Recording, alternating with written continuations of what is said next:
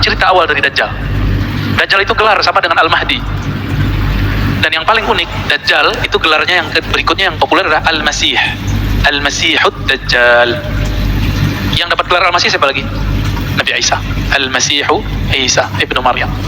Apa arti Al-Masih? Dari bahasa Arab, masaha. Masaha itu yang diurap, yang disentuh. Maka siapa yang disentuh oleh Al-Masih, dia mendapatkan sesuatu. Jika orang itu sakit, dia sembuh. Jika orang susah, dia langsung senang. Itu Al-Masih. Ada Al-Masih yang hakiki, itu Isa alaihissalam. Ada Al-Masih yang palsu, sesuai namanya Dajjal. Dajjal itu artinya pembawa kepalsuan. Yang paling banyak kepalsuannya, kebohongannya. Bismillahirrahmanirrahim. Dua teks sebenarnya, satu Sunan Abi Daud, yang kedua Al-Bidayah wa Nihayah. Di situ ada kisah penting walaupun cuma 2 halaman ya. Hadis mengenai atau kisah mengenai Dajjal kan di akhir zaman. Nah, sebelum masuk ke akhir zaman, hadis akhir zamannya nanti kita buka Sunan Abu Daud. Abu Daud ini punya kitab namanya Sunan Abi Daud. Ini bukan Sunan bahasa Indonesia. Susunan. Bukan itu ya. Ini Sunan jamak dari sunnah, nama kitab. Sunan Abi Daud, peringkatnya di bawah Bukhari, Muslim, Abu Daud. Ini nomor 3. Jadi nanti tentang akhir zamannya ada sekitar 6 hadis atau 7 hadis mengenai akhir zaman yang kita bacakan kalau sempat ya. Namun orang melupakan tentang cerita awal dari Dajjal. Dajjal itu gelar sama dengan Al-Mahdi. Dan yang paling unik, Dajjal itu gelarnya yang berikutnya yang populer adalah Al-Masih. Al-Masihud Dajjal. Yang dapat gelar Al-Masih siapa lagi? Nabi Isa. Al-Masihu Isa ibnu Maryam. Apa arti Al-Masih? Dari bahasa Arab, masaha. Masaha itu yang diurap, yang disentuh. Maka siapa yang disentuh oleh Al-Masih, dia mendapatkan sesuatu. Jika orang itu sakit, dia sembuh. Jika orang susah, dia langsung senang. Itu Al-Masih. Ada Al-Masih yang hakiki, itu Isa alaihissalam. Ada Al-Masih yang palsu, sesuai namanya Dajjal. Dajjal itu artinya pembawa kepalsuan. Yang paling banyak kepalsuannya, kebohongannya. Lalu orang-orang bertanya, Dajjal itu sosok atau simbol? Jawabannya apa, Pak? Simbol doang. Dajjal itu dua-duanya, simbol juga sosok. Jadi jangan dipisah-pisah. Ini memisah-misah ini yang berbahaya, ya, menjadi ilmunya nggak utuh. Simbol maka disebut fitnatud Dajjal, itu simbol kekacauan yang disebabkan oleh si pembohong, berita hoax, konspirasi, ya, beritanya lebih besar dari faktanya. Nah, ini bagian dari fitnatud Dajjal. Ini siap-siap nih Pak, ini kita kan Delta udah menyebar di Indonesia ya. Waktu saya pulang dari Jambi akhir bulan lalu, itu di bawah jaga. Siapa yang layak dijaga ya? Amin ya rabbal alamin. Kisah Dajjal, ternyata Dajjal itu ada beberapa namanya. Ada nama kecilnya yaitu Musa bin Sam'un. Namanya Musa juga. Ada gelarnya Samiri, karena dari negeri namanya Samara. Ini Samara yang mana? Ini juga kita bingung. Samara yang di Yerusalem, adakah di sana Samara atau yang dari daerah Irak? Ya, wallahu a'lam. Ayahnya Musa bin Sam'un itu Sam'un. Ini beda dengan Samson Pak ya, jangan dicocok logiin. Sam'un ini punya istri. Mereka dua-duanya, mohon maaf, belum dikaruniai anak alias mandul. Udah berobat, nggak sembuh-sembuh. Tiba-tiba ada iblis menyerupai seorang yang sakti, mandraguna. Si iblis ini ngomong, kamu kalau mau punya anak, lakukan ritual berikut. Jadi ritual-ritual begini emang dari dulu sudah ada. Lakukan, mohon maaf ya, hubungan suami istri di kuil setan. Ada kuil setan Pak di Samara itu. Kamu kalau mau punya anak, lakukan ritual berikut. Jadi ritual-ritual begini emang dari dulu sudah ada. Lakukan, mohon maaf ya, hubungan suami istri di kuil setan. Ada kuil setan Pak di Samara itu. Dulu ada berhala banyak di kuil tersebut. Karena dia sudah ngempet mau punya anak, ditanya mulu sama orang, kamu payah gak punya anak gitu, mandul gitu. Jadi stres. Akhirnya mereka datanglah.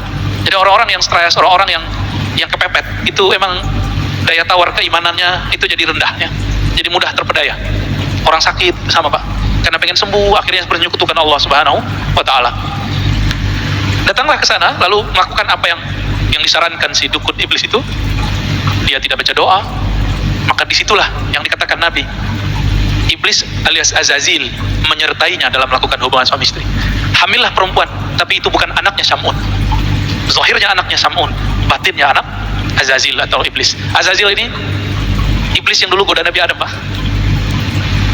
Ketua itu iblisnya. Namanya apa tadi? Azazil, cakep ya namanya. Jangan dikasih ke anak, Pak ya. Azazil gelarnya iblis. Jadi dalam bahasa tertentu ada nama, ada gelar. Lahirlah si anak, dikasih nama lah Musa. Musa itu artinya anak air. Begitulah lebih kurang. Kalau orang-orang Ibrani, bahasa Ibrani menyebutnya Musa. Ya, Musa bin Syam'un. Anak air, jadi mirip dengan Nabi Musa bin Imran. Nah, Nabi kita namanya Nabi Musa bin Imran. Beda ya, sama-sama di air, dihanyutkan di air. Bedanya Musa bin Syam'un ini, negeri Samara itu mengalami bencana banjir, Pak, habis, satu penduduk habis, orang tuanya hanyut atau kemana. Musa bin Syam'un waktu itu umurnya masih setahun atau 2 tahun, diutuslah oleh Allah Jibril alaihissalam untuk membawa anak ini ke suatu pulau. Begitu riwayatnya. Dibawalah ke suatu pulau. Nah, ini diabadikan dalam Al-Quran, ya. Dalam Al-Quran surat Al-A'raf, surat Toha, ya. Di ayat berapa ini ya? 96 kali ya.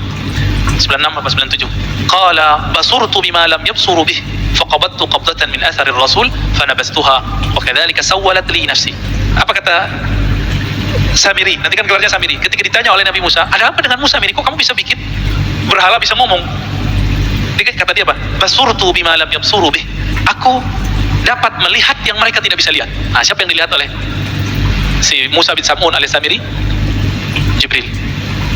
Jadi Jibril alaihissalam diutus oleh Allah untuk mengajar dia. Ini persis seperti dulu ketika terjadi bencana alam semesta, kiamat pertama di bumi. Hancurlah itu karena kelompok jin Banul Jan, itu mereka menghancurkan bumi, Pak. Melakukan kerusakan, membunuh. Dulu jin Banul Jan namanya. Itu kelompok yang lebih tua dari iblis sekarang ini. Itu mereka di bumi bertubuh fisik, Pak, ada jasadnya. Melakukan kerusakan di muka bumi, maka Allah kiamatkan bumi. Kiamatnya kiamat kecil. Maka larilah mereka ke pohon-pohon, ke gunung-gunung, begitu di hadis riwayat Imam Al-Hakim. Larilah ke laut, larilah ke sungai, larilah ke gunung-gunung, larilah kalau yang bisa bersayap lari ke awan. Bumi hancur, ya. Di saat itu terjadi banjir bandang juga di muka bumi. Allah utus juga Jibril untuk menyelamatkan anak jin namanya Azazil. Persis ceritanya. Ya, ini bukan dongeng loh, Pak ya. Jangan antum tuduhannya dongeng, ini kajian hadis, kajian riwayat. Tapi ada yang Israiliyat, ada yang tidak. Karena ini sumber cuma ada di Israiliyat, kita ambil Israiliyatnya. Ada yang tidak Israiliyatnya, ya, nanti yang hadis Abu Daud tadi. Maka Azazil ini yang mendidik siapa? Sama, Jibril juga, diajarinlah zikir, berzikirlah dia. Berhasil naik langit 1, berhasil langit 2, itu ribuan tahun si Azazil berzikir. Sampai kemudian ke langit ke-7 dan diizinkan kemudian menjadi penjaga surga. Menjadilah dia selevel dengan malaikat. Si Azazil, ini mirip-mirip cerita Senggokong ya? Beda, Pak. Ya, cuma kalau ada mirip-mirip barangkali, dulu emang ajaran-ajaran yang ada di China itu emang inspirasinya dari sini juga. Ya. Diizinkanlah Azazil memimpin ibadah ahli surga. Di belakangnya malaikat, dia di depan. Tinggi nggak tuh posisinya? Nah, itu si Azazil. Yang dia kemudian punya anak-anak jasad namanya Musa atau alias Samiri, gelarnya Dajjal. Itu dia. Jadi orang itu ada nasab jasad, ada nasab batin. Ini nasab batinnya dia. Maka kalau menikah harus baca, ya, belajar tuh doanya biar nanti gak kerasukan. Kerasukan tuh gak mesti kesurupan, ya. Kerasukan setan ketika kita bersyahwat tapi tidak dengan nama Allah Subhanahu wa taala. Pendek cerita, dibawalah Samiri, Musa bin Syam'un Samiri ke satu pulau, diajarkan dia. Itu Samiri, ini jarang riwayat menyebutkan. Dia itu susah jalan, Pak. Jadi perkembangannya itu lambat. Maka dari hadis Abu Daud ini disebutkan, ya, bahwa Samiri itu qasirun, ya. Inna masihat dajjal rajulun qasirun afhaj ja'dun a'war matmusul ain laisa bina ti'atin wala jahra. Si Musa bin Syam'un alias Samiri al-Masihud Dajjal, dia matanya belean. Jadi bukan seperti yang diimajinasikan orang satu mata gitu, ya. Bukan. Itu ilustrasi aja, ilustrasi seniman. Matanya 2, cuma satunya belean, Pak, atau belean enggak, Pak? Ya. Dia itu sampai berapa tahun gak bisa jalan, tapi tetap diajarin oleh Jibril, diajarin zikir. Nah, matanya itu belean dua-duanya.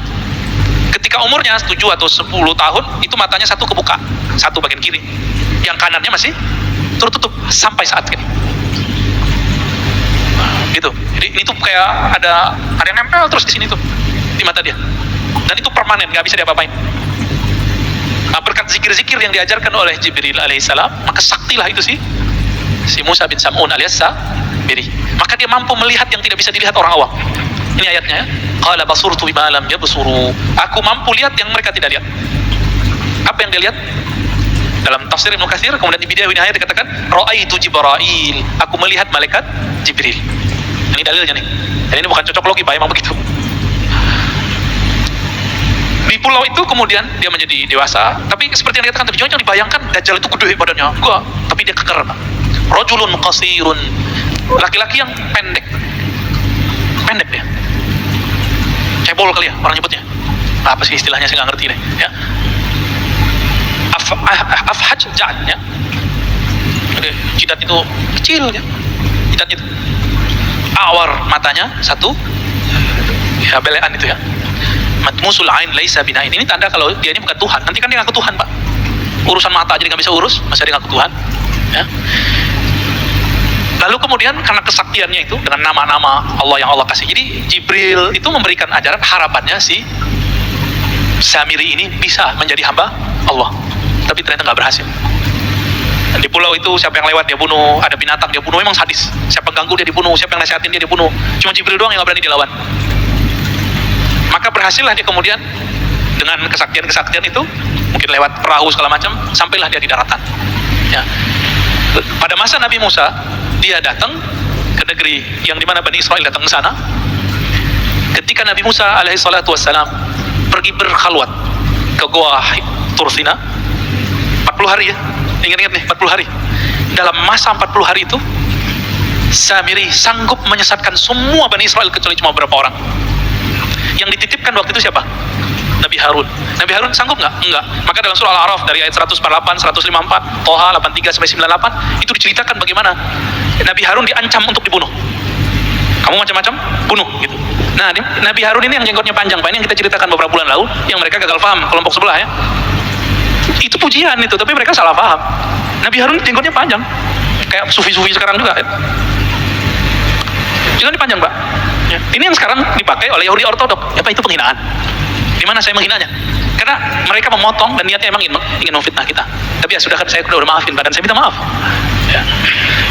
Untuk apa keras-kerasnya? Tapi mereka tetap bully, ya biarin aja. Kita nggak ada urusan. La nakhafu lawmata laim. Kita nggak takut dicaci maki. Itu diajak debat sedikit sama teman saya langsung diblokir. Kita dicaci maki tiap hari, nggak ada, kita blokir, kita biarin aja. Ya. Kecuali ngomongnya kasar-kasar, jorok-jorok, ini kita nggak hiraukan ya. Ya. Lah ya. Maka teman-teman para pejuang ahli sunnah, nggak usah khawatir kalau di fitnah-fitnah itu biasa aja ya. Nah, ini bagian dari fitnah tuh Dajjal. Nah, teman-teman yang melakukan Allah. Lalu Nabi Harun yang jenggotnya panjang, yang sekarang dilestarikan oleh Yahudi Ortodoks, ya, berarti bagus dong jenggot ini, bagus sebenarnya. Itu kemudian ditarik jenggotnya oleh Nabi Musa. Itu ada di surah Al-A'raf itu ya. Apa kemudian kata Nabi Harun ya? Wahai Musa, aku diancam bunuh oleh mereka. Nah, memang dari dulu ngancam-ngancam bunuh nih, turunan-turunan mereka nih, Pak. Ini gayanya begitu. Ayak dulu nih ya. Mereka ngancamku dengan pembunuhan. Ini gayanya dari dulu. Maka Nabi Harun pun tidak berdaya. Maka Nabi Musa alaihissalam memerintahkan kepada mereka untuk tobatnya dengan bunuh diri. Nah, coba perhatiin. Yang syirik tobatnya bunuh diri. Giliran datang ke Samiri, apa kata beliau? Ma khatbuka ya Samiri. Fama khatbuka ya Samiri. Begitu dalam surat Toha. Kok giliran ke Samiri ngomongnya lembut-lembut amat? Karena Nabi Musa paham yang punya hak mengalahkan Samiri bukanlah beliau, tapi umat Nabi Muhammad SAW lewat tangan Nabi Isa alaihissalatu wassalam. Oh, berarti siapa yang membunuh Samiri? Nabi Isa. Nah, ini ceritanya di situ, Pak. Karena Samiri tahu ajalnya ada di tangan Nabi Isa. Oke, berarti kan? Karena Samiri sadar bahwa ajalnya ada di tangan Nabi Isa, maka dia membuatlah penipuan konspirasi pertama terhadap Nabi Isa. Itulah terjadi pembunuhan terhadap sosok yang mirip dengan Nabi Isa. Jadi dia nyamar jadi murid Nabi Isa. Kenapa? Karena dia tahu dalam suratan takdir yang diperlihatkan oleh Allah melalui Jibril, yang membunuh kamu nanti adalah Al-Masih Isa. Dia ingin membunuh Nabi Isa karena ingin merubah jalan takdirnya. Nah, itu, Pak. Jadi yang coba-coba merubah jalan takdir ya pengikut Samiri. Jangan coba-coba. Mirip-mirip ya. Orang-orang yang menentang jalan takdirnya, inilah Samiri. Berhasil nggak dia? Ketika dia mau menjebak Nabi Isa, berhasil nggak dia? Dia nggak berhasil. Yang dibunuh, yang disalib siapa? Dalam tradisi kita loh ya, riwayat kita, Yudas Iskariot. Meskipun dalam agama Nasrani itu yang disalib tetap Nabi Isa. Nah itu urusan perbedaan paham lah ya. Namanya beda agama ya, beda paham. Beda mazhab aja beda paham, masa beda agama nggak boleh beda paham. Ya. Nah ini versi kita loh ya, versi kita. Bahwa Nabi Isa tidak disalib. Nah, ayatnya nggak jelas ya. Innama syubbiha, sesungguhnya hanya diserupakan dengannya. Ya. Diserupakan dengan Nabi Isa. Wa ma salabuhu, mereka tidaklah menyalib Nabi Isa, tapi hanya diserupakan. Nah itu mainannya sih Samiri. Ini otaknya cerdas Pak. Sekelas Nabi Isa bisa dijebak, maka murid Nabi Isa cuma 11. Inilah yang disebut Hawari. Yang mengikuti ajaran Nabi Isa lewat jalur yang 11, ini baru benar. Sampai datang Nabi Muhammad SAW. Di luar jalur itu bukan ajaran Nabi Isa. Ya, Nabi Isa tidak pernah mengajarkan untuk menyembah dirinya. Dia menyembah Allah Subhanahu Wa Taala. Itu bisa kita buktikan di kitab-kitab terdahulu dan kitab-kitab yang diturunkan kepada kita. Nabi Isa mengajarkan la ilaha illallah. Kita bisa cek ya, kitab terdahulu yang berbahasa Arab tulisannya la ilaha illallah. Nabi Isa disunat nggak Pak? Nabi Isa disunat. Apalagi Nabi Isa sholat. Nabi Isa mirip sekali yang diajarkan Nabi Muhammad SAW. Tidak berhasil membunuh Nabi Isa. Nabi Isa kemudian diangkat, wa rafiuka ilai. Meskipun ada penafsiran Nabi Isa sudah diwafatkan, inni mutawaffika wa rafiuka ilayya. Di sini kata kuncinya bahwa mutawaffi wafat dalam bahasa Arab ada artinya tertidur, ada artinya disempurnakan, ada artinya kematian. Dari mana kita tahu bahwa Nabi Isa di situ tidak diwafatkan dalam arti kematian? Karena ada lafaz setelahnya wa rafiuka ilayya. Sesungguhnya aku mewafatkan engkau hai Isa dan mengangkat engkau kepadaku. Itulah yang ditemui oleh Sayyidina Muhammad SAW di langit waktu Isra Mi'raj. Benar, ketemu ya. Waktu sholat di Masjidil Aqsa itu beliau juga hadir. Ketika naik ke langit ketemu lagi Nabi Isa alaihissalam. Jadi benar nggak Allah ada di langit? Adanya para nabi pada di langit Pak. Lihat hadis Mi'raj dalam Sahih Bukhari ada 5 riwayat berbeda-beda versi. Tidak ada satupun yang menyebutkan bahwa Allah di langit. Yang ada adalah ruh-ruh para nabi, orang-orang suci ada di langit. Yang ngaku-ngaku nyantri di langit ketemu gak sama Nabi? Kalau enggak jangan ngaku ya. Kan ada nih orang ngaku saya nyantri belasan tahun di langit. Jadi kalau kita cek aja ketemu gak sama Nabi Isa, Nabi Idris. Karena syaitan gak bisa menyerupakan diri dengan para nabi. Karena dalam diri para nabi itu ada nur kenabian, nur Muhammad SAW. Nah, teman-teman yang melakukan Allah. Lalu apa yang terjadi pada Dajjal ini, Samiri ini? Tiba-tiba hilang aja beritanya Pak. Dikira tugas dia selesai karena dia menganggap sudah membunuh Nabi Isa. Ternyata belum. Dapat kabar lah dia belum. Hilanglah riwayat tentang itu. Baru muncul kemudian riwayat Imam Muslim, Tamim Ad-Dari. Dia ini pelaut. Jadi pelaut di zaman Rasulullah. Ini ada beberapa sahabat, salah satunya Tamim Ad-Dari. Tamim Ad-Dari bercerita bahwa beliau terdampar di satu pulau dan ketemu sosok berbulu. Maksudnya pendek, berbulu, keker gitu. Dan dia sedang dirantai. Ada makhluk namanya Jasasa yang membawa dia. Jasasa ini binatang melata yang kemudian ngajak dia ketemu. Dilaporkanlah pengalaman itu kepada Nabi dan Nabi membenarkan itulah si Dajjal. Dan di riwayat-riwayat yang lain memang sahabat-sahabat tertentu dikirim oleh Rasulullah ke pulau tersebut. Cuma riwayatnya tidak sampai derajat sahih ya. Jadi sahabat-sahabat yang terus melihat itu. Berarti di zaman Rasul Dajjal dibelenggu Pak di satu pulau. Di mana pulaunya? Bukan di segitiga Bermuda Pak. Itu pulau dia, tapi itu bukan di situ. Pulau dia Pak, tapi bukan di situ ya. Jangan cocok logi. Tapi namanya kok Bermuda Pak, kayak bahasa Melayu ya. Bermuda.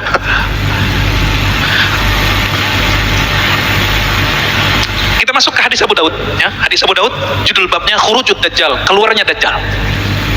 Ini Huzaifah Al-Yamani dan Abu Mas'ud Al-Badri, bukan Ibnu Mas'ud ya. Apa kata beliau? Ijtama'a Huzaifah wa Mas'ud faqala Huzaifah berkata, la ana bima ma'ad Dajjal a'lamu minhu. Saya lebih mengerti persoalan Dajjal daripada Abu Mas'ud. Nah, ini dalil boleh ngomong saya tahu dalam bab keilmuan untuk membagi keilmuan, bukan untuk gagah-gagahan. Tapi ini sambil candaan ya, Huzaifah ini sambil candaan sama dia. Aku lebih tahu dari dia gitu. Ya. Bukan bilang saya lebih mengerti daripada kamu boleh ngomong gitu ya. Jangan ngambil lapak saya, enggak begitu Pak ya. Kan ada juga yang dai begitu ya, enggak mau diambil lapaknya. Emang lapak ini milik dia. Inna ma'ahu bahran min ma' wa nahran min nar. Sesungguhnya Dajjal itu mempunyai lautan air dan nahran min nar dan sungai api. Ini maksudnya apa ya? Nanti kita coba lihat. Falladhi tarawna annahu min nar ma'un. Yang kamu lihat itu adalah api, hakikatnya adalah air. Yang kamu lihat bahwa itu ma, itu adalah nar. Itu adalah kamu lihat di air, itu api. Kata Abu Mas'ud, hakadha sami'tu Rasulullah SAW. Saya juga mendengar begitu. Nah, ini penciriannya. Berarti Dajjal ini pembohong nggak? Airnya api, apinya air. Ini baru simbol. Ini baru simbol. Dalam hadis Imam Bukhari dan Muslim kita dianjurkan berdoa. Dan ujung doa itu, wa'udzubika min fitnatil masihid dajjal. Aku berlindung kepadamu dari fitnah, kekacauan al-masih ad-dajjal. Ini jelas ini lafaznya. Fitnah. Fitnah itu ada pra kemunculan, ada saat kemunculan. Masih ingat tadi saya menyebutkan 40 hari Nabi Musa, dia sanggup menyesatkan Bani Israel padahal ada Nabi Harun, ada Nabi Yusha. Tapi sanggup dia kemudian menyesatkannya. Karena kesaktian dia itu tidak ada pada Nabi Harun. Nabi Harun bukan bertinggal sakti, tapi dia nggak diberi kelebihan itu. Nabi Musa pun tidak boleh mengeksekusi Samiri, Dajjal. Lalu di akhir zaman Nabi mengatakan, berlindunglah kamu dari fitnah Masih Dajjal. Karena itu lama, Pak. Fitnah Masih Dajjal ini sudah dimulai dengan virus-virus ini. Ini analisa Al-Habib Al-Adni. Ya, kita bisa lihat kajian-kajian beliau, ulama Yaman, temannya Habib Umar, namanya Habib Abu Bakar Al-Adni. Ternyata ini disepakati oleh banyak ulama, begitu juga masyayikh saya, dan saya sepakat dengan itu, bahwa virus corona ini awal daripada fitnatut Dajjal. Apa arti fitnah tadi? Kekacauan. Kacau nggak di negara? Kacau, Pak. Ya, nggak ada negara yang aman dari corona, nggak? Semuanya kena. Nggak ada negeri kecuali kena semua. Puncaknya nanti ada musibah kelaparan nanti, ya. Ketika negara utang, bayar, beli vaksin menjadi Tuhan sendiri. Kita dengan kaget mendengar beberapa kaum intelektual yang ngerti agama ngomong, virus ini bisa diselesaikan hanya dengan satu hal, vaksin, malah. Jadi musyrik dia tuh, malah. Jadi musyrik dia tuh. Ya. Bung Karno ketika memerdekakan negeri ini, dia menyebut dengan rahmat Allah. Walaupun dia berjuang habis-habisan, masuk penjara, keluar penjara, diasingkan, dia nggak mengatakan hanya dengan cara berjuang, enggak. Dia memulai dengan atas nama. Itulah simbol kewalian Bung Karno. Ini orang lupa nih. Kita lupa kan? Kita kira pendiri bangsa ini bukan seorang wali, Pak, dia waliullah. Maka dia sayang dengan ulama-ulama, cinta dengan ulama-ulama. Loh, kok sekarang ada yang ngaji sejarah mengejek Soekarno? Nah, kembali ke yang tadi, ya. Samiri sebelum keluar akan terjadi fitnatud Dajjal. Fitnah Masih Dajjal itu lamanya bukan main. Puncaknya nanti adalah kelaparan yang berkepanjangan. Ini kita simbolnya, kita lihat berapa tahun Nabi pernah mengalami kelaparan. Masih ingat ya riwayatnya? 2 atau 3 tahun? 3 tahun. Dan ini akan berulang kembali. Akan ada masa. Apa kata Nabi Muhammad SAW? Ma bu'itha nabiyyun illa qad andara ummatahu Dajjal ala awar al-kazzab. Ala wa innahu a'war wa inna rabbuka laysa bi'awar. Wa inna baina 'ainayhi maktuban kafir. Ya, hadis ini sahih. Tidaklah diutus seorang nabi kecuali nabi itu diperintahkan untuk mengingatkan akan kemunculan Dajjal. Kita nggak dapat kabar, Pak, ya. Dajjal ini perang sama Nabi Sulaiman, nggak dapat kabar, ya. Perang sama Nabi siapa? Ya dalam rupa yang beda-beda, formulasi yang beda-beda tentunya. Berarti setiap masa itu ada Dajjalnya. Dari Nabi Nuh, berarti Dajjal ini bermutasi juga dia, Pak. Cuma Dajjal yang permanen itu Musa bin Sam'un Samiri. Ini permanen, dia belum mati-mati. Jadi kalau Musa bin Sam'un alias Samiri masih hidup, masa Nabi Khidir nggak bisa hidup? Ya, kalau kita boleh hidup di dalam dongeng lagi, ya. Ya salam. Kita kan nggak dapat riwayat aja bahwa Nabi Khidir itu sebenarnya masih hidup. Kalau ulama ahlu zikir, ahli kolbu, ahli rohani, itu ijma, sudah sepakat bahwa Nabi Khidir itu masih hidup. Masih hidup. Ada beberapa nabi yang masih hidup. Nabi Ilyas, Nabi Idris, tapi beliau kan sudah pernah mati. Dan hadisnya sahih, ayatnya juga ada.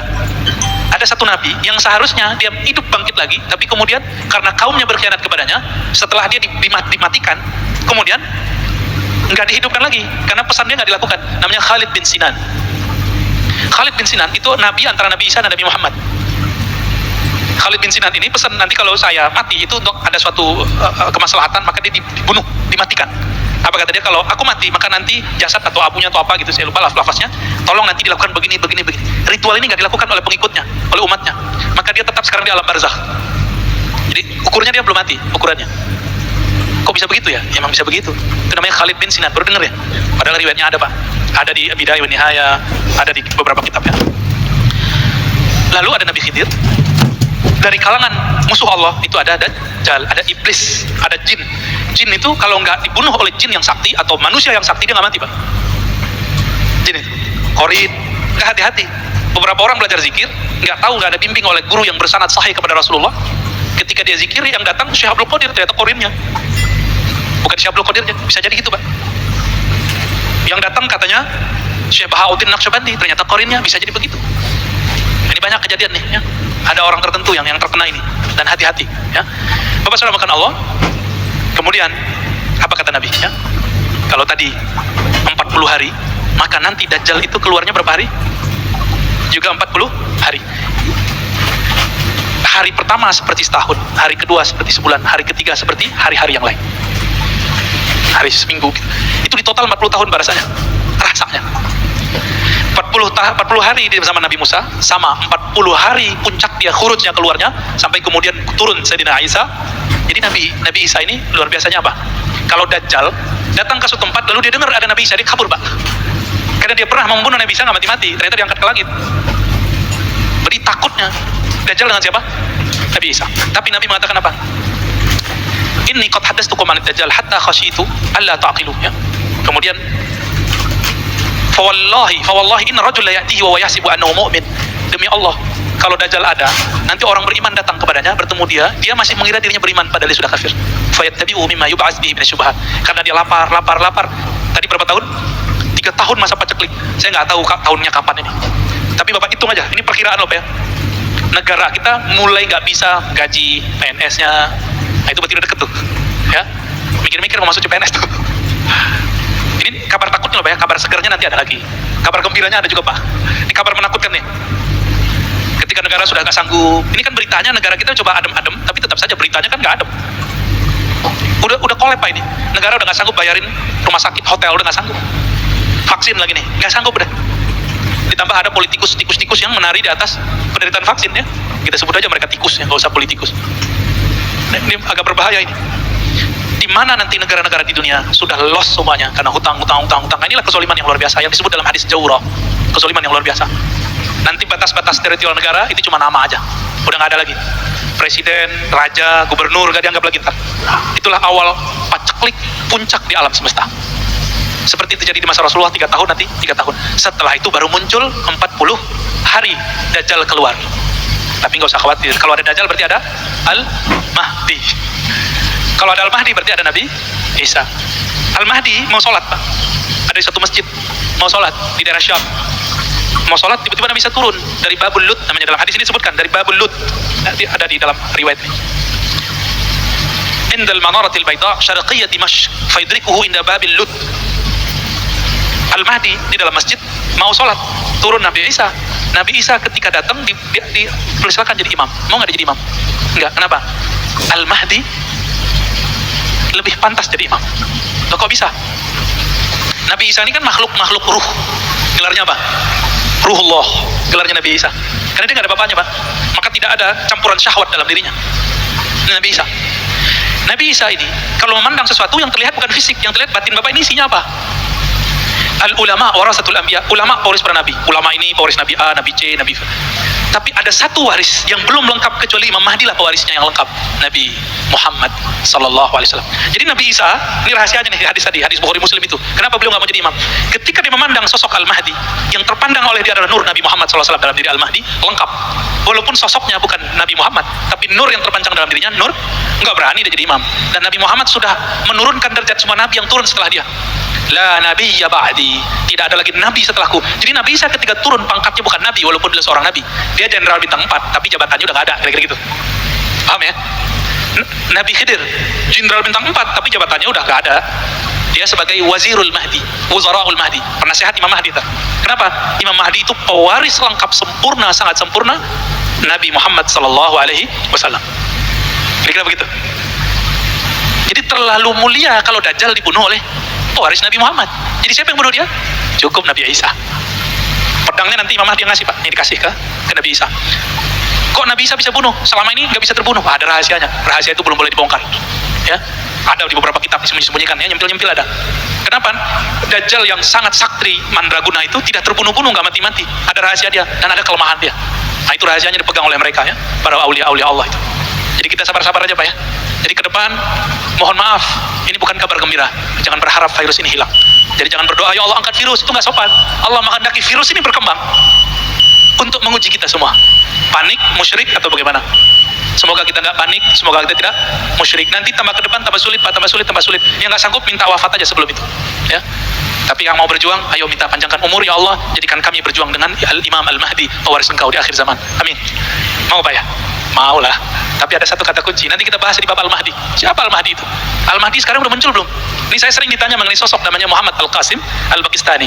Ini kita jawab sekarang Pak ya. Muhammad Al-Qasim ini salah satu orang yang bening kalbunya sehingga mendapatkan mimpi-mimpi yang bagus. Nabi mengatakan bahwa ru'yal mu'min ya, juz'un minan nubuwah. Mimpinya seorang mukmin itu menjadi satu bagian dari waris kenabian. Oke? Disebut dalam hadis la tabqa ya, minan nubuwah ya, tidak tersisa dari ciri-ciri waris kenabian di akhir zaman illa mubasyarat, kecuali kabar-kabar gembira lewat mimpi. Tapi ingat, Imam Mahdi itu penandaannya bukan mimpi. Imam Mahdi itu persis seperti Nabi Muhammad SAW. Waktu kecilnya dibeleh dadahnya oleh Jibril. Ya, pastiin aja semua apa yang kejadian pada Nabi Muhammad, kejadian sama beliau, udah gitu aja Pak. Nabi Muhammad dibeleh gak? Dadahnya dibersihin gak? Tanya aja Muhammad Al-Qasim, dibeleh gak dadahnya waktu kecil? Asli oleh Jibril gak? Gitu. Kalau enggak, berarti bukan beliau Imam Mahdinya. Beliau hanya mengabarkan. Beliau dapat sinyal gitu. Kan beliau gak pernah ngaku sebagai Al-Mahdi sekarang ya. Karena dia ngaku udah ketemu Allah ribuan kali, ketemu Nabi ribuan kali kan. Ya gak ada masalah sama kita. Itu mah dikit. Abu Yazid Al-Bustami setiap hari 70 kali dia bertemu Allah. Percaya Pak? Saya percaya ya. Abu Yazid Al-Bustami, kalau Nabi setiap detik per detik ketemu Allah. Nabi loh Pak ya. Abu Yazid Al-Bustami setiap hari 70 kali ketemu Allah. Itu biasa ditulis di kitab, itu nggak ilmu yang tinggi, biasa aja.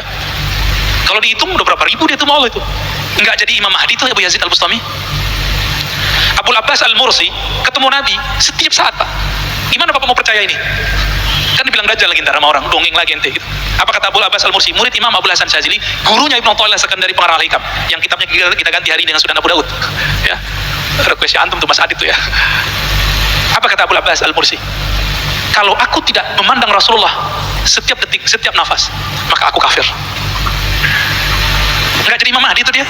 Jadi Imam Mahdi enggak Abul Abbas Al-Mursi? Enggak. Maka saya yakin jika Muhammad Al-Qasim ini wali Allah, jika dia wali Allah ya, dia tidak akan ngaku dirinya Al-Mahdi. Ya. Kalau dia mimpi, dia mendapatkan kabar masa depan, itu namanya ilmu al-maqadir, ilmu masa depan. Itu baru satu pencirian Imam Mahdi. Dan tentara Al-Mahdi sama. Mimpi-mimpi begitu biasa Pak sama wali. Wali Allah itu biasa ngelihat masa depan. Biasa itu. Bahkan lagi zikir aja kan, ngelihat itu biasa. Dan itu bukan halu, asli. Karena bagian dari hadis Nabi tadi. Ya. Nanti akan muncul beberapa orang yang mirip-mirip begitu, antum jangan panik. Imam Mahdi, kalau ember dibunuh orang Pak sekarang. Ya. Kalau Imam Mahdi ember dibunuh orang Pak. Apa jadi cerita nggak mungkin. Apa dalilnya? Masih ingat kisah Abu Thalib ditegur oleh Bukhairah? Apa kata Bukhairah? Abu Thalib, kenapa ente bawa ini anak? Hazal ghulam nabiyun, ini anak Nabi. Abu Thalib udah ngerti bahwa Nabi Muhammad itu Nabi. Itu sebabnya saya meyakini Abu Thalib ini mukmin. Ya, ini akidah Ahlussunnah Pak ya, bukan akidah Syiah. Di akidah Ahlussunnah kita mengikuti salah satu murid dari Syekh Zahid Al-Kautsari, Syekh Al-Hasan kalau salah namanya, dan beberapa ulama-ulama yang lain. Ini jadi Abu Thalib ngerti ini Nabi nih. Oke? Karena dia mengerti ini Nabi, apa kata Bukhairah? Jangan bawa ini orang. Kalau ketahuan ada tanda nubuat dalam dirinya, yaqtuluhul Yahud, akan dibunuh oleh Yahudi yang sekarang kita sebut Zionis. Dibunuh pasti Pak. Ya mungkin sekarang nggak tahu nama intelijennya apa gitu ya. Mossad apa saya nggak ngerti deh ya. Pasti dibunuh Pak. Nggak mungkin dibiarin. Jadi kalau ada sekarang Imam Mahdi ngaku Mahdi, pastikan dia bukan Imam Mahdi. Di-upload lagi di YouTube ya kan? Ah, kacau itu. Ada di Parung satu Pak ya. Kopiahnya hitam lagi kayak saya, kan lucu Pak. Ntar kita aja jadi Mahdinya ya. Bapak saudara makan Allah. Dajjal adalah sosok Musa bin Sam'un yang kemudian disebut Samiri, yang dulu Nabi Musa tidak punya hak mengeksekusinya karena dia tahu yang punya hak eksekusi adalah umat Nabi Muhammad. Itulah sebabnya Nabi Musa berdoa, ya Allah jadikan aku nabinya umat Muhammad. Enggak, kata Nabi Muhammad sallallahu alaihi wasallam. Terus gimana? Kalau gitu jadikan aku umatnya Nabi Muhammad. Maka nanti akan ada pewaris Nabi Isa di kalangan umat Nabi Muhammad. Jadi ulama Isa, melalui orang inilah Nabi Musa berjuang. Kira-kira begitu. Nabi Musa di alam lain dan di alam nyata. Nah, dan saya tutup dengan sebuah hadis ya, diriwayatkan oleh Imam Abu Daud. Nabi SAW ini juga ada dalam riwayat yang sahih, mengatakan, "Iyakhruj wa ana fikum fa ana hajijuhu dunakum." Seandainya Dajjal itu keluar, lalu aku bersama kalian, fa ana hajijuhu dunakum, maka aku yang langsung menjadi hujjah yang akan menjaga kalian, menyelamatkan kalian. Wa iyakhruj, tapi kalau dia keluar, walastu fikum, aku tidak ada bersama kamu. Ini kata-kata kunci nih Pak. Famru'un hajiju nafsi, maka seseorang hendaklah berjuang dengan dirinya sendiri. Wallahu khalifati ala kulli muslim, aku serahkan kepada Allah urusan hamba-hamba yang muslim. Ini kata kunci. Apa kata Nabi? Jika dia keluar, aku ada bersama kamu. Itulah Al-Mahdi Pak. Ya, itulah yang disebut Al-Mahdi. Iya haruj fa'ana wa ana fikum fa'ana hajiju, jika dia keluar aku bersama kamu. Mungkin kan Nabi berandai-andainya salah? Enggak mungkin. Andainya dua nih, jika aku keluar aku bersama kamu, jika aku keluar aku tidak ada di sampingmu. Bukan berarti Nabi nggak ada. Inilah yang disebut pewaris Nabi, Al-Imam Al-Mahdi. Jadi jangan sembarangan nyocok-nyocokin Imam Mahdi, jangan ya. Imam Mahdi sekarang di Madinah, itu nanti bro ya. Imam Mahdi nanti di Madinah, di Mekah itu nanti. Nah, nanti kita di next pertemuan kita bahas man huwal Mahdi, siapa Imam Mahdi, siapa namanya, apa namanya. Jadi ternyata yang benar itu apa namanya, bukan siapa namanya. Itu dua hal yang berbeda loh. Beda loh Pak ya, siapa dengan apa.